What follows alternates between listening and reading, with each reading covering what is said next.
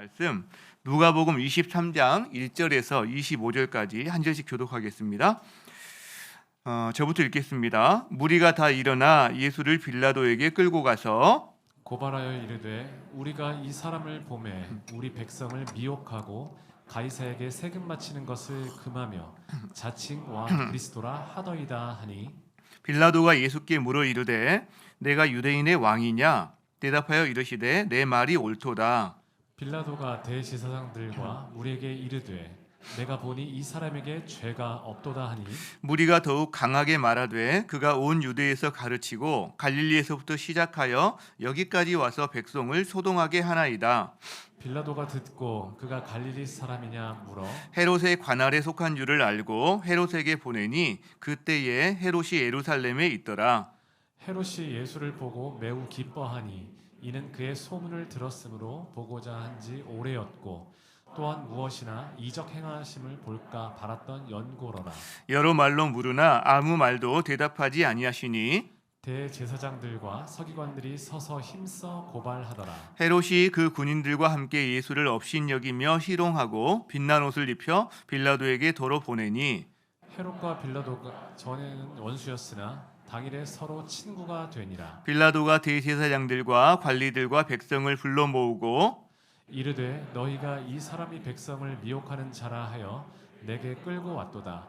보라, 내가 너희 앞에서 신문하였으되 너희가 고발하는 일에 대하여 이 사람에게서 죄를 찾지 못하였고 헤롯이 또한 그렇게 하여 그를 우리에게 도로 보내었도다. 보라, 그가 행한 일에는 죽일 일이 없느니라. 그러므로 때려서 놓겠노라. 무리가 일제히 소리질러 이르되 이 사람을 없이 하고 바라바를 우리에게 놓아주소서 하니 이 바라바는 성중에서 일어난 밀란과 살인으로 말미암아 옥에 갇힌 자러라. 빌라도는 예수를 놓고자 하여 다시 그들에게 말하되 그들은 소리질러 이르되 그를 십자가에 못 박게 하소서, 십자가에 못 박게 하소서 하는지라. 빌라도가 세 번째 말하되 이 사람이 무슨 악한 일을 하였느냐? 나는 그에게서 죽일 죄를 찾지 못하였나니 때려서 놓으리라 하니 그들이 큰 소리로 재촉하여 십자가에 못 박기를 구하니 그들의 소리가 이긴지라. 이에 빌라도가 그들이 구하는 대로 하기를 언도하고 함께 그들이 요구하는 자 곧 밀란과 살인으로 말미암아 옥에 갇힌 자를 놓아주고 예수는 넘겨주어 그들의 뜻대로 하게 하니라. 아멘. 자리에 앉으시겠습니다. 우리는 예수님의 재판 과정을 살펴보고 있습니다. 총 6번에 걸쳐서 예수님은 신문과 재판을 받으셨습니다. 지난주에 우리가 3번 이야기를 했었죠. 대제사장 안나스, 그리고 대제사장 가야바, 산헤드린 공의회.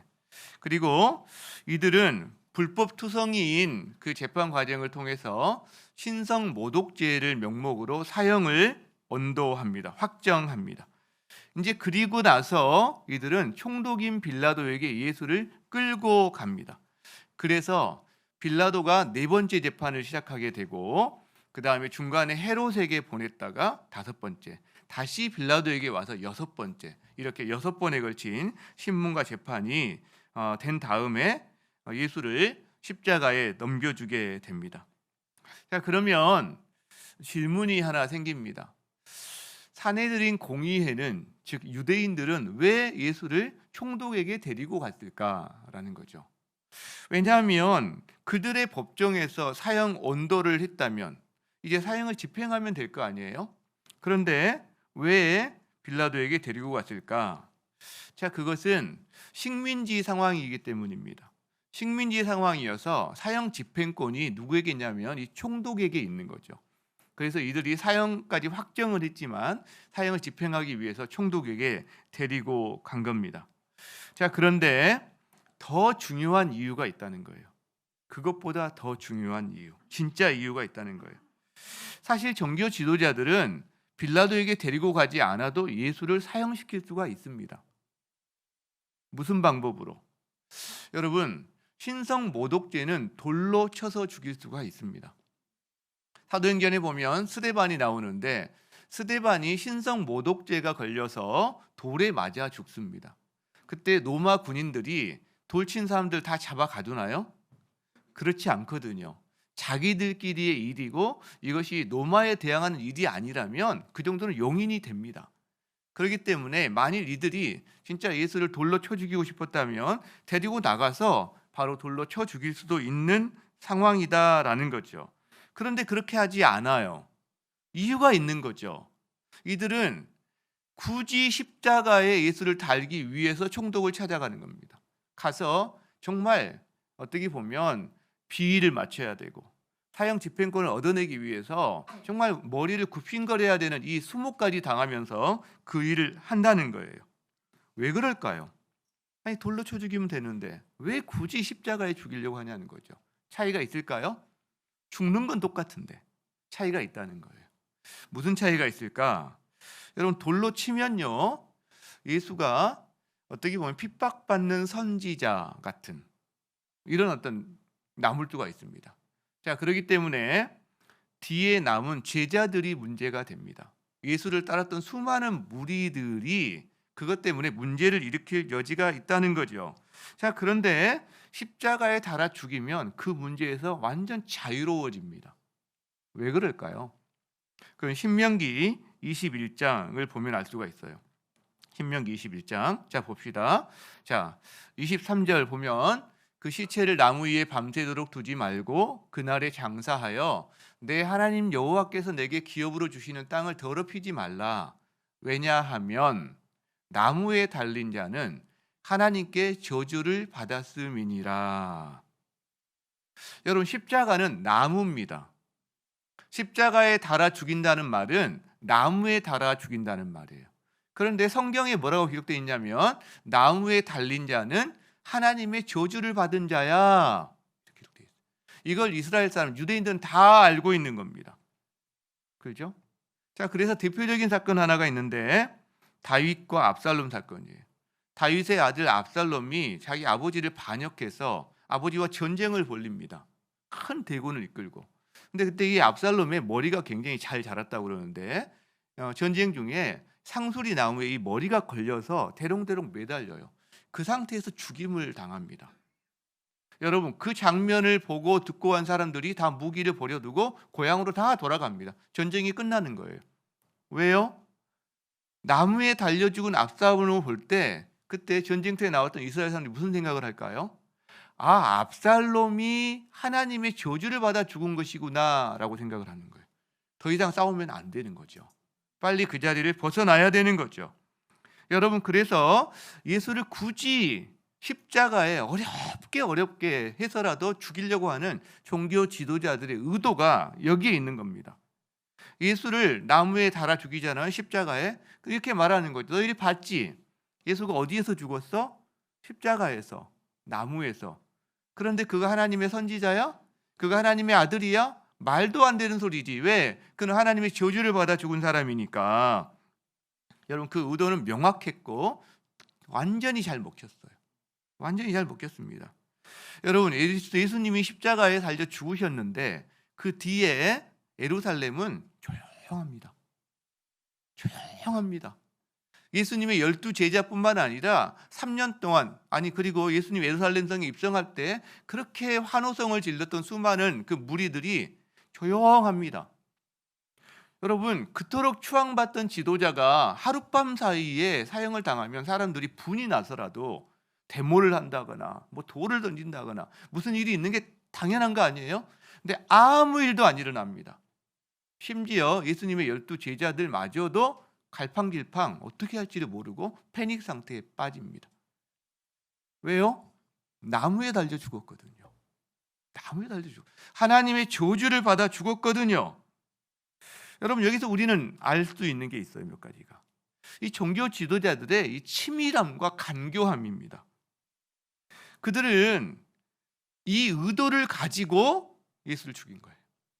그리고 아마 쾌재를 불렀을 거예요. 세상이 조용할 때, 죽고 나서 아무 일이 없을 때 이들은 자기들의 의도대로 되었다고 너무나 기뻐했을 겁니다. 그리고 처음 이 계책을 낸 사람이 누구야? 나무에 달아 죽이자고. 와, 완전히 막 엄지척하면서 막 칭찬하고 난리가 났을 거예요, 여러분. 그리고 모든 게 일단락되었다고 생각했을 거예요. 자, 그런데 우리가 한 가지 더 알 수 있는 게 있습니다. 뭐냐면 그것은 하나님의 비밀이었고 하나님의 섭리였다는 거예요. 왜냐하면 예수는 실제 하나님의 저주를 받아 죽어야 했습니다. 왜? 하나님의 저주 아래 있는 모든 세상 사람들의 죄를 자신이 짊어지고 죽어야 됐기 때문에 그는 실제로 하나님의 저주 아래서 신음하며 죽어야 했습니다. 그러니까 십자가에 돌아가셔야 되는 상황이 된 거예요. 종교 지도자들은 자신들의 계책을 세워서 되지도 않는 일을 막 무리하게 어떻게든 만들어내서 십자가형을 시켰는데 사실은 그것이 하나님의 섭리 가운데 있는 비밀이었다는 거예요. 비밀. 여러분, 인류 역사상 이 십자가 형벌이 사용된 시기와 기간이 그렇게 길거나 오래되지 않습니다, 여러분. 우리나라에 십자가 형벌 없거든요. 전 세계적으로도 이 십자가 형벌이 사용된 적이 지역이라든가 시기가 그렇게 많지 않아요. 그 시기에 그 지역에서 사용이 됩니다. 이 역시 하나님의 놀라운 경륜이에요. 하나님의 섭리예요. 왜? 예수님은 나무에 달려 돌아가셔야 되거든요. 그러니까 예수님은 조선 땅에 올 수 없는 거예요. 왜? 조선 땅에 오시면 사역을 받아 돌아가셔야 되거든요. 그러니까 사역받아 돌아가시면 안 돼요, 여러분. 예수님이 돌아가시더라도 안 되는 거죠. 여기서 우리는 하나님의 이 지혜와 지식의 무궁함을 보게 됩니다. 놀라워요. 어메이징합니다. 우리가 주님의 이 진리를 조금씩 알아가면 알아갈수록 와, 놀랍다. 이 퍼즐 조각이 놀랍다라는 것을 매번 발견한다는 거죠. 여러분, 이 말씀을 묵상하면서 제가 말씀 하나가 기억이 나더라고요.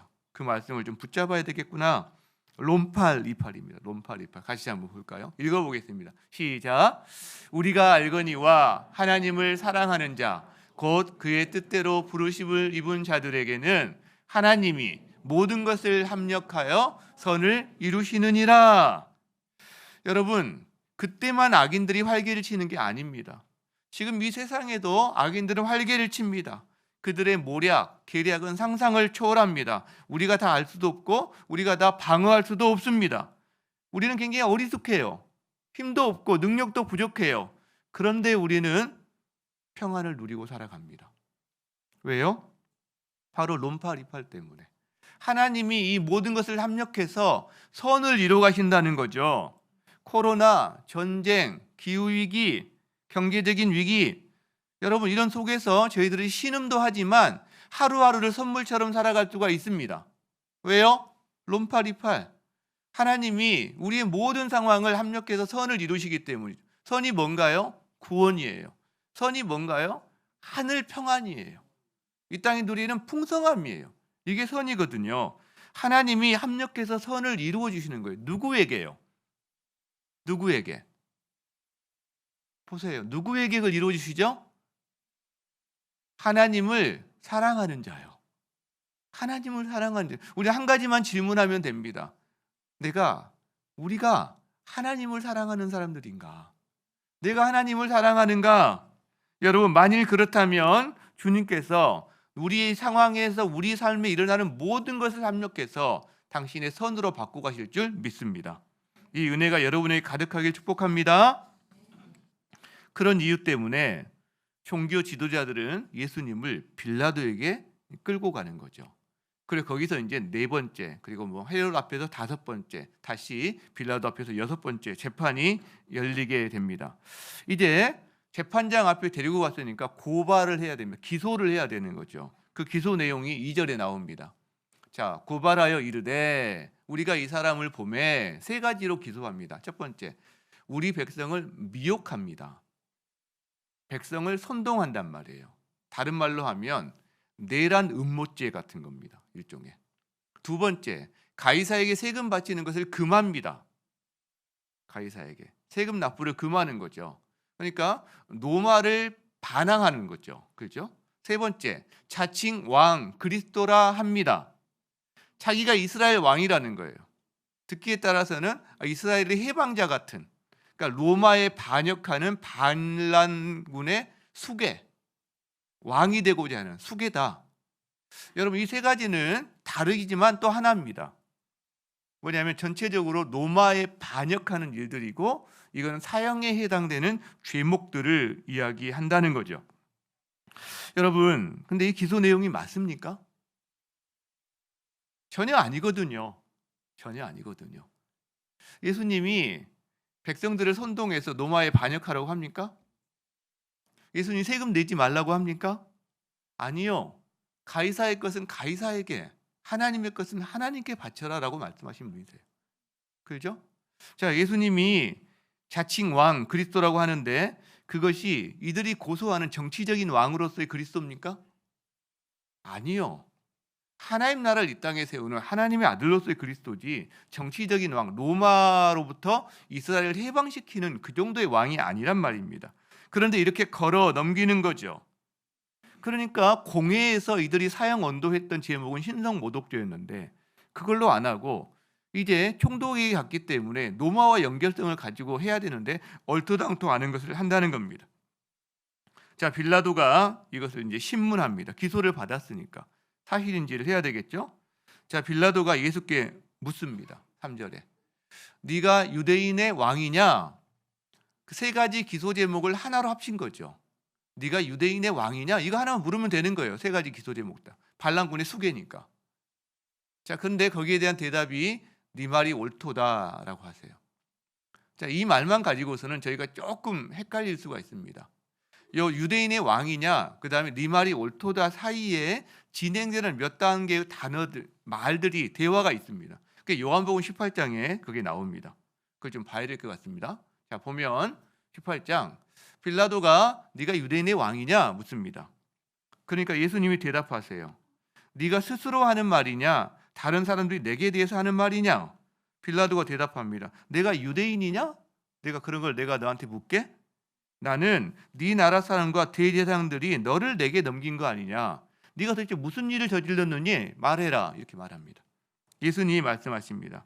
내 나라는 그들이 자칭 왕 그리스도라고 고소했으니까 내 나라는 이 세상에 속한 것이 아니다.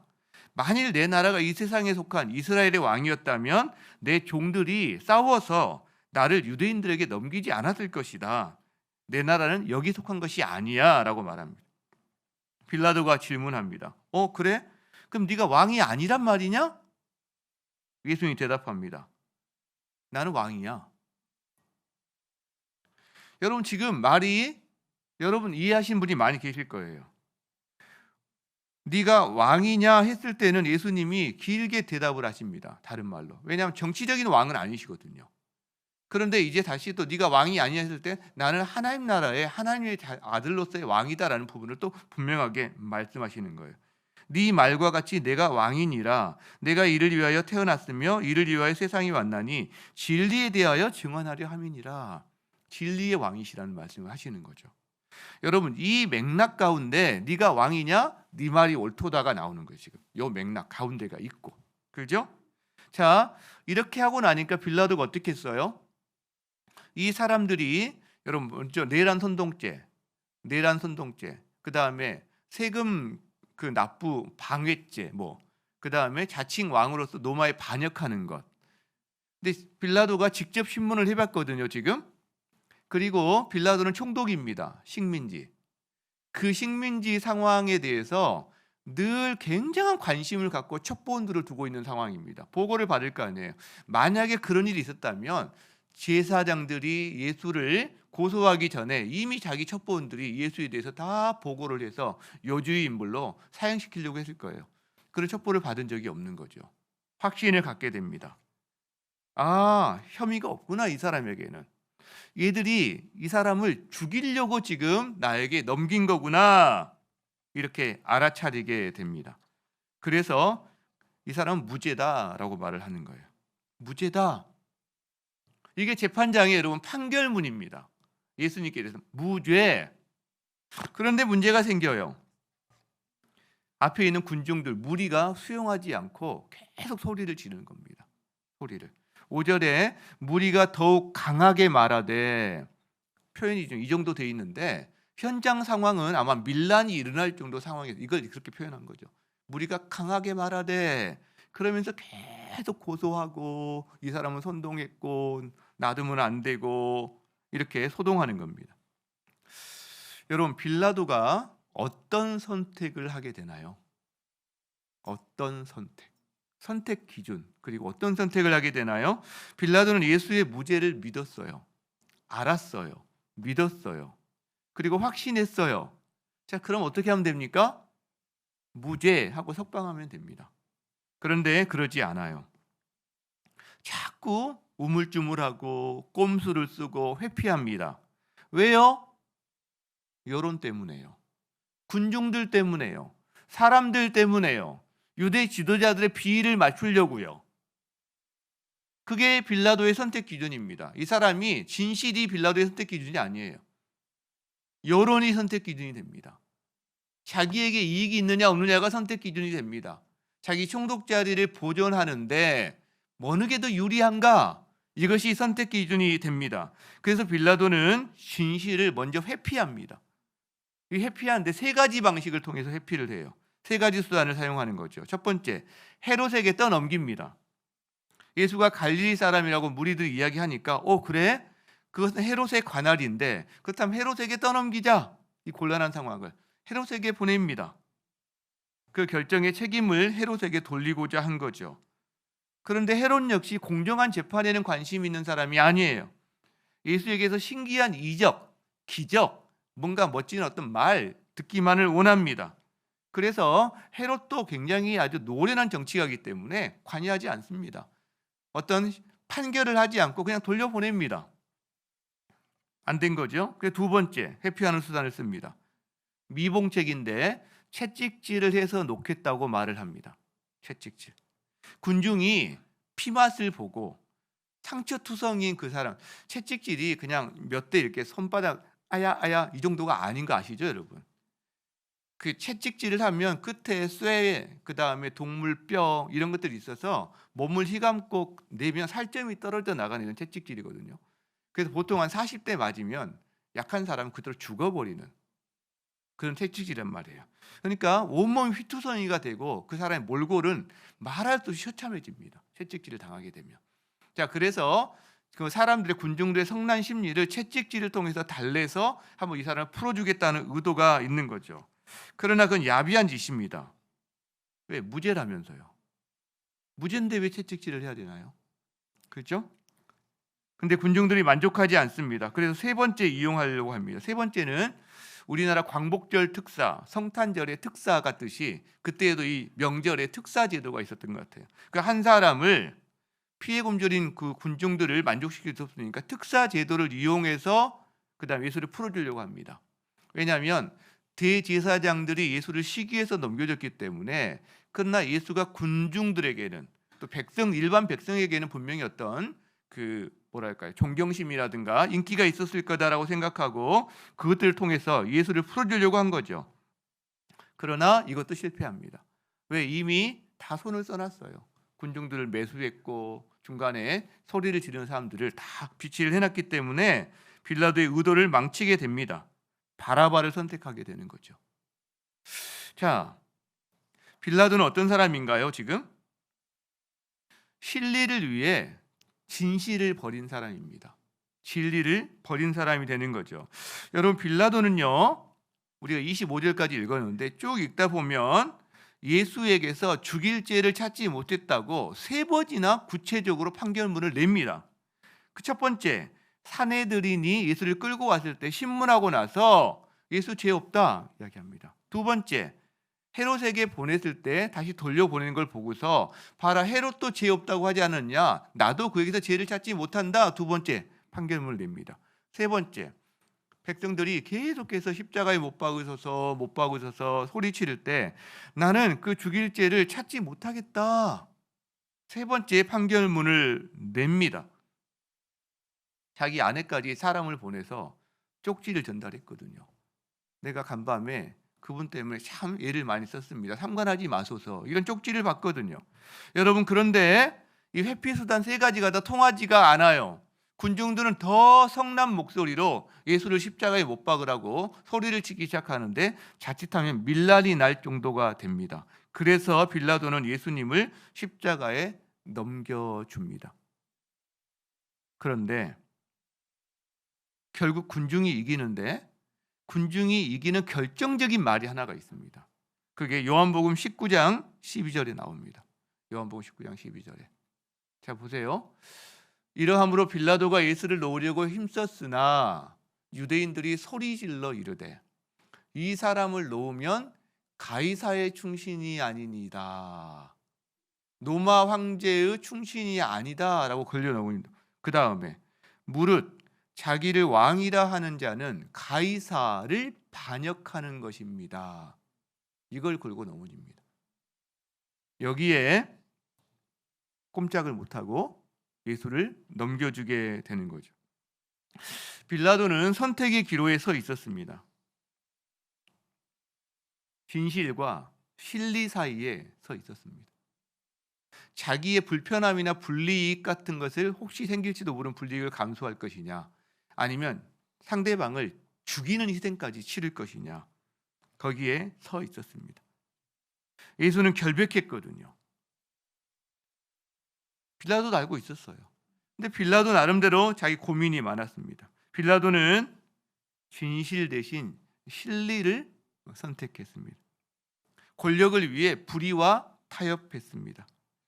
자기 자리를 지키기 위해서 어떤 한 사람의 무고한 사람을 희생시키기로 결정했습니다. 여러분, 이 빌라도의 이 선택 뒤에는 두려움이 있어요. 두려움. 어떤 두려움요? 사람들에 대한 두려움. 사람들. 그리고 더 깊숙이 들어가 보면 자기 자리가 혹시 문제가 생길지 모른다는, 내가 지금까지 평생 동안 읽어왔던, 빌라도는 금수저 출신이 아닙니다. 흙수저 출신이거든요, 빌라도가. 근데 빌라도가 자기 평생 읽어왔던 그 모든 것을 한순간에 잃을지도 모른다는 이 두려움이 있어요. 총독 자리가 무너질까 봐. 그래서 상대방을, 무고한 사람을 죽여서까지라도 내가 내 자리는 지키는 게 좋다라고 선택하는 겁니다. 여러분, 그러면 우리가 빌라도만 우리가 손가락질할 수 있을까요? 우리에게는요, 그런 모습이 없을까요? 우리가 진리, 진실이 무엇인지 알면서도 회피하거나 우물쭈물하거나 이렇게 회피하다 보면 나중에는 결국 버리게 되거든요, 이 진실을. 무엇을 위해서? 나의 이익을 위해서, 나의 불편함을 감수하지 않기 위해서, 그죠? 불의와 타협하게 된단 말이에요. 여러분, 우리는 무엇을 두려워합니까? 여러분 가운데 사람들을 두려워하시는 분이 있습니까? 여러분 가운데 여러분이 평생 읽어온 어떤 것들이 한순간에 무너질까 봐 두려워하는 분들이 계십니까? 하나님을 두려워하면요, 세상에 있는 것들로부터 좀 자유롭게 됩니다. 근데 하나님을 지워버리면 자기 인생에서 세상에 있는 모든 것이 두려움의 대상이 됩니다. 여러분, 오늘 이 상황을 보면 빌라도만 그런 게 아니라 헤롯도 사실은 어떻게 보면 선택한 사람인데, 헤롯 역시 진리를 선택한 게 아니라, 예수를 선택한 게 아니라 이적과 기사라는 능력이라는 것만 선택한 사람인데, 이 둘이 친구가 됩니다. 참 신기한 거죠. 둘이 원수지간이거든요. 관할권을 놓고 싸우는. 근데 이날은 예수님 때문에 친구가 돼요. 연합이 아니라 야합인 거죠. 불의에 대한 타협에서 야합을 한 거라고 볼 수 있습니다. 여러분, 기본적으로요, 연합은요, 연합하면 살아납니다. 연합하면 소통이 됩니다. 연합하면 연결됩니다. 오히려 그리고 끊고 그 다음에 동굴 속에 들어가고 그러면 움츠러들고 줄어들고 나중에는 뭔가 이렇게 끝나버리는 것이 반대인데, 근데 야합은 다르다는 거죠. 모든 연합이 다 정당한 건 아니라는 거예요. 불의를 위한 연합, 잘못된 것을 위한 연합, 이것은 연합이 아니라 우리가 차라리 야합이라는 말을 쓰는 게 맞다라는 거죠. 왜냐하면 로마서 1장 32절에 보면 이런 말씀이 있어요. 그들이 이 같은 일을 행하는 자를 사형에 해당한다고, 불의, 부정, 가는 모든 죄를 나열한 다음에 사형에 해당한다고 하나님께서 정했음을 알고도 알아요. 자기가 행할 뿐 아니라 그 일을 행하는 사람들을 옳다고 말한다는 거예요. 다른 말로 하면 먼지는 먼지끼리 뭉친다는 겁니다. 끼리끼리 뭉친다는 겁니다. 여러분, 그래서 우리가 착각하면 안 됩니다. 숫자가 많다고 대세라고 해서 그것이 반드시 옳은 길은 아닐 수도 있다라는 거예요. 성경에 그래서 이런 말을 합니다. 어떤 길은 바르나 사람이 보기에 바르나 필경은 사망의 길이다라는 말이 있어요. 성경은 오히려 좁은 문, 좁은 길로 가라고 말을 합니다. 마태복음 7장 13절 같이 한번 읽어봅시다. 시작. 좁은 문으로 들어가라. 멸망으로 인도하는 문은 크고 그 길이 넓어 그리로 들어가는 자가 많고. 다음. 그렇죠. 그 다음 14절 시작. 생명으로 인도하는 문은 좁고 길이 협착하여 찾는 자가 적음이라. 빌라도와 헤롯은요 넓은 문을 선택한 사람들입니다. 그리고 서로 맞구나. 너 넓은 문에 있구나. 이렇게 서로 지금 먼지끼리 뭉친 사람들인 거죠. 예수님은요 좁은 문을 선택하고 걸어가신 분이라고 할 수 있습니다. 그렇다면 예수님을 따라가는 우리는요 좁은 문, 생명의 문을 선택하는 사람이라고 할 수 있습니다. 그런 문을 선택하는 여러분 되기를 축복합니다. 말씀을 마무리하고자 합니다. 우리는요 날마다 순간마다 선택의 문제에 부딪힙니다. 그때마다 우리 안에 어떤 일관된 기준이 참 필요해요. 기준이. 근데 그 중에서는 인생을 결정짓는 중요한 선택들도 있습니다. 그죠? 그래서 우리는 크리스찬으로서 예수 믿는 사람으로서 그럴 때 어떻게 하면 하나님의 뜻에 합당한 선택을 할 수 있을까 고민하는 사람들이기도 합니다. 그죠? 자, 빌라도는 진실 대신 실리, 자기 희생 대신 타인을 죽여서 자기 자리를 보존하는 것을 취한 사람이라고 그랬어요. 그죠? 자, 그런데 그가 그렇게 해서 유지하고 싶었던 총독 자리는 어떻게 됐을까요? 그가 그렇게까지 해서 무고한 사람을 죽여서까지라도 유지하고 싶어 했던 총독 자리는 어떻게 됐을까요? 얼마 지나서 사마리아인을 그가 학살하게 되고 그것이 이제 황제에게 탄원서가 들어가게 되면서 총독 자리에서 쫓겨나게 됩니다. 이 사건 때문에 소환령이 발부가 됩니다. 로마로 자살합니다. 자살합니다. 여러분, 그는 얼마 있지도 못하고요 총독 자리에서 내려오게 되었고 자살로 생을 마감한 사람이 돼요. 그리고 평생 영원토록 본디오 빌라도에게 고난을 받으사 십자가에 못 박혀 죽으시고 수많은 사람들의 입에 예수님을 죽인 사람으로 이름이 회자되는 사람이 되었습니다. 그러면 그날 이 빌라도와 친구가 되었던 헤롯 안티파스는 어떻게 됐을까요? 헤롯 대왕의 아들이거든요. 그 중에 한 명. 자, 그는 그토록 예수를 만나고 싶어 했는데 그날 막상 만났죠. 근데 만났는데 아무 일도 안 일어나는 겁니다. 예수의 생명과는 전혀 거리가 있는 겁니다. 그리고 예수님께 한마디 말도 못 듣는 거예요. 왜요? 진리에 관심이 있지 않는 사람, 예수님 자신과의 관계성에 관심이 없는 사람, 그리고 어디에 관심이 있나? 오직 능력, 치유, 병, 잘 되는 것, 어떤 예수님을 수단으로만 사용하는 사람에게 예수님은 한마디 말도 안 하시는 거죠. 한마디 말도 안 하시는 거죠. 그는 백성에게 연설하다가 영광을 하나님께 돌리지 않고 같이 자기 것인 양 하다가 주의 사자가 치니까 벌레 먹혀 죽었습니다. 총독 자리, 왕의 자리, 여러분 길지 않아요. 유한합니다. 그런데 이들은 영원한 예수님을 잃어버린 사람들이에요. 그런데 이 말씀을 묵상하다가 다르게 살았던 사람들을 계속 생각하게 됩니다. 성경에 이들과 다른 선택을 하며 살았던 사람들이 정말 많이 나오거든요. 믿음의 선택을 하며 살았던 사람들, 하나님을 선택하며 살았던 사람들이 쭉 나오는데 오늘 그 중에 한 명의 이야기만 우리가 나누고 마무리할까 합니다. 어려서부터 세상보다 하나님을 선택했던 한 사람이 있어요.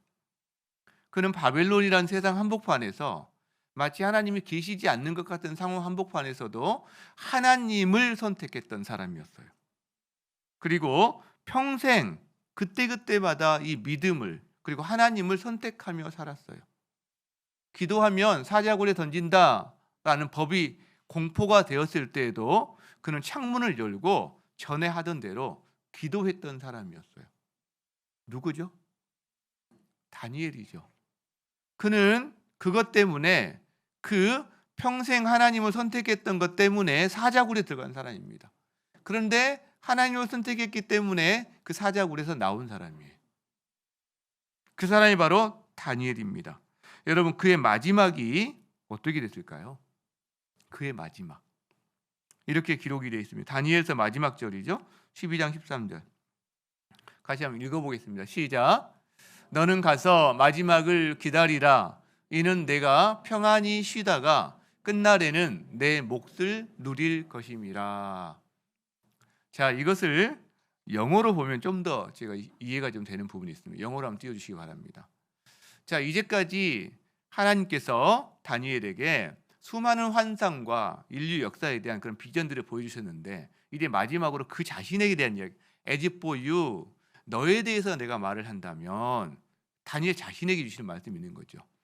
그 다음에 go your way till the end, 끝까지 너의 길을 가라.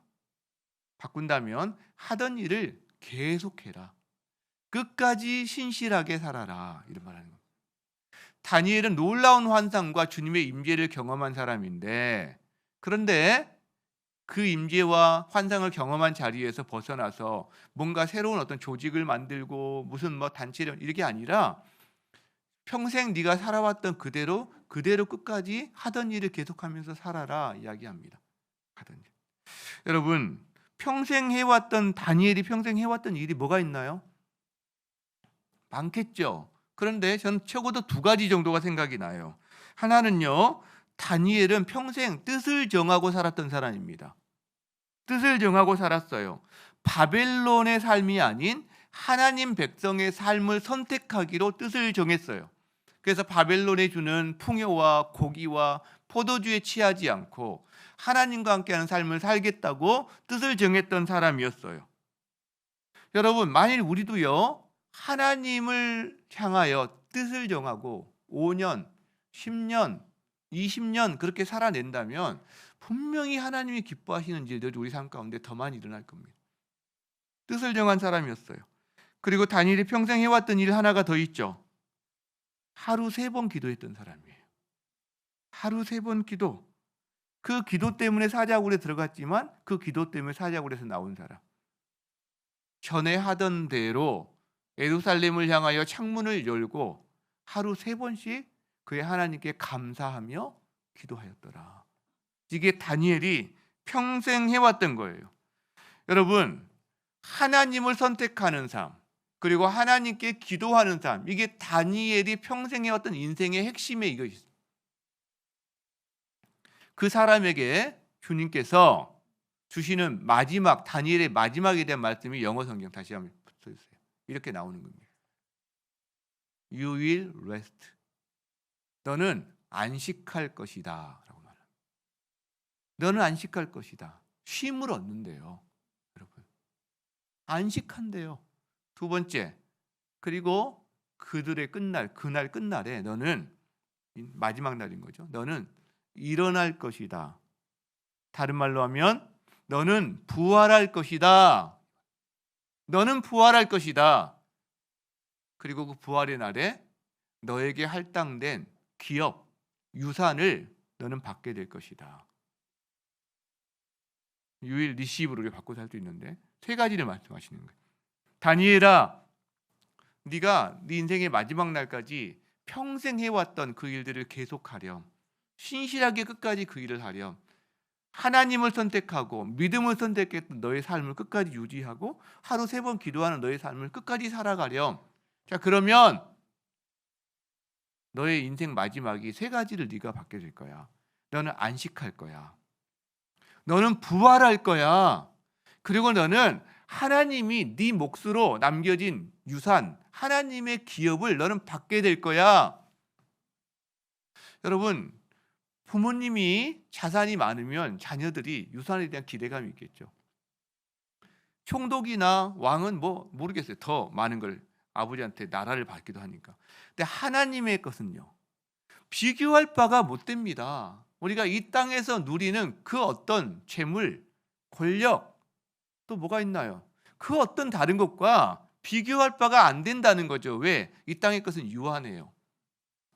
의미가 없는 건 아니지만 유한합니다. 얼마 못 갑니다. 요즘 전도서 우리가 말씀 보고 있는데 내가 아무리 수고해서 세웠어도요, 다 다른 사람이 누립니다. 자식에게 물려줘도, 잘해서 물려줘도 그 지키는 자식이 많지 않습니다. 다 헛되다고 이야기하거든요. 왜? 유한함 때문에 헛된 거거든요. 그러나 주님의 기업은요, 우리 하나님의 유산은요, 여러분, 여러분에게 할당된 하나님의 유산이 있어요. 저와 여러분에게 주님이 예비하신 기업이 있어요. 믿으십니까? 믿으십니까? 예, 한번 따라했으면 좋겠어요. 너는 안식할 것이다. 너는 부활할 것이다. 너는 유산을 받을 것이다. 여러분, 그런 사람은 선택 기준이 하나님이 됩니다. 그런 사람은 선택 기준이 믿음이 됩니다. 그래서 우리 그리스도인들은 고린도후서 5장 7절 말씀이 우리의 선택 기준이 됩니다. 같이 한번 읽어봅시다. 시작. 이는 우리가 믿음으로 행하고 버는 것으로 행하지 아니함이로다. 왜냐하면 we live by faith, not by sight. 보이는 것, 권력, 명예, 돈 이런 것이 아니라 by faith, 믿음으로 우리는 살아간다. 믿음을 선택하고 하나님을 선택하는 삶이 진정 복된 삶인 것을 진정으로 믿으시기 바랍니다. 한 영혼을 예수님께로 인도해서 그 길을 걷게 하는 것, 아까 간증 들었잖아요. 하나님과 연결되는 삶, 이것이 진정 복된 삶인 것을 믿으시기 바랍니다. 우리 그 마음으로 찬양합시다. 날이 저물어 갈 때, 빈들에서 걸을 때, 그때가 하나님의 때, 내 힘으로 안 될 때, 빈손으로 걸을 때, 우리 얼마나 이런 게 많습니까? 그런데 주님 일하세요. 주께 아끼지 않는 자에게 주님을 신뢰하며 주님을 믿으며 믿음을 선택하며 걷는 자에게 주님이 일하신다고 하십니다. 우리 함께 찬양하겠습니다.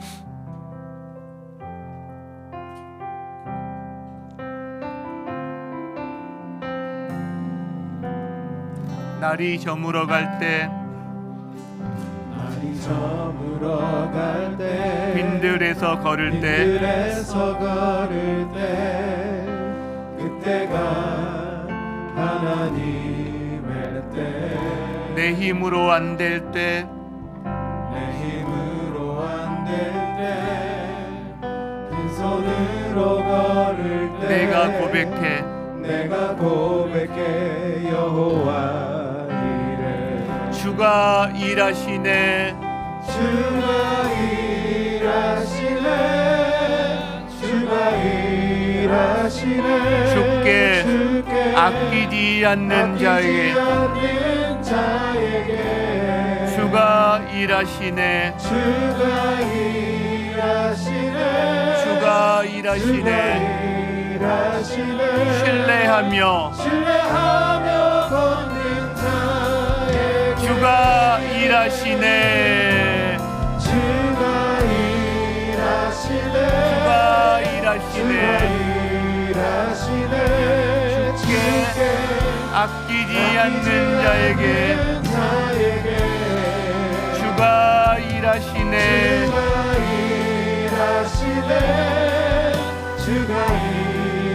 신뢰하며 걷는 자에게.